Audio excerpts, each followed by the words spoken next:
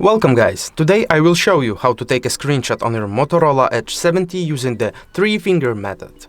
Let's get started.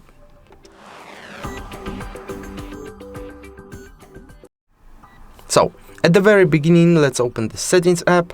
Here, let's go to the Gestures chapter. Here we'll find 3-finger screenshot part. Open it and use this switcher to enable the function. Alright, if you need to exclude some apps from using this method, you can do so in this menu here. And for example, I don't want to do this in calculator. Okay, and let's check how it works. So, put your 3 fingers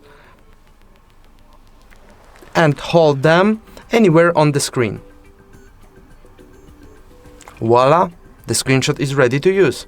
Now you know how to take a screenshot on the Motorola Edge 70 using this simple 3-finger hold method. If this video was helpful, don't forget to like and subscribe. If you have any questions, leave a comment below. Thanks for watching, and I will see you next time.